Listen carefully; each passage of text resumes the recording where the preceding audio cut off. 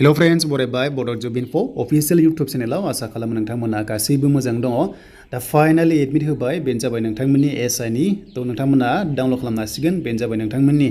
जायनोखि नोंथांमोना फैनानै अफिशियेल नटिसआव फैबानो जाबाय एन्ड बिनिफ्राय डाउनलड एडमिट कार्डआव बेयाव क्लिक खालाम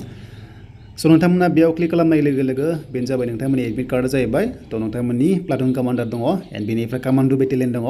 एसआइ दङ एन्ड बिनिफ्राय एसिस्टेन्ट जेलार दङ स' बिनिफ्राय फरेस्टार ग्रेड 1 दङ स' नोंथांमोननि काट अफ बेसेबां थांखो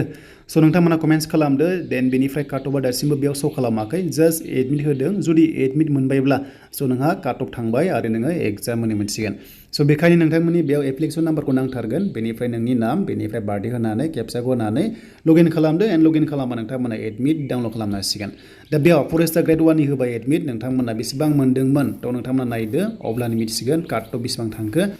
दा लोगोफोर बे जाबाय एडमिट देन नोंथांमोना एडमिटखौ बेबायदि मोनगोन जायनोखि नोंथांमोना एप्लाइ खालामदों जि पस्टआव एप्लाइ खालामदों ग्रेड 1 आनो जा काट अफ थांदोंब्ला बेबायदि मोनगोन एन्ड बिनिफ्राय बेसेबां काट अफ थांखो बिनि सायाव आपडेट मोनथ'वाखै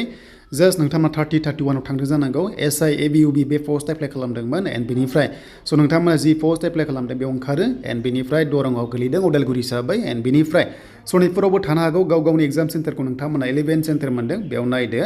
एन्ड एग्जामा नोंथांमोना 2 एप्रिलनिफ्राय जागायसिगोन 10 AM निफ्राय आरो एडमिट लांफाथारनांगोन एग्जामावहाय एन्ड बिनिफ्राय एग्जाम हलाव नोंथांमोना जाहाथे 20 मिनिट सिगां सहैयो बेखौ बेयाव लिरनाय दङ एन्ड गाइडलाइन्सखौ नायबानो जाबाय आरो लोगोसे नोंथांमोना पेन कार्ड आधार कार्ड भटार कार्ड जायखिजाया मोनसे लांबानो जागोन एग्जाम हैनायावहाय देन बेखौ नोंथांमोनाथ' मिथिखाबाय एन्ड बेनिफ्राय एग्जामा 100 मार्क्सनि एग्जाम जागोन नेगेटिभ दङ 1/2 नेगेटिभ दङ आरो मोनसे हायोबा 1 नाम्बार मोनगोन एन्ड बिनिफ्राय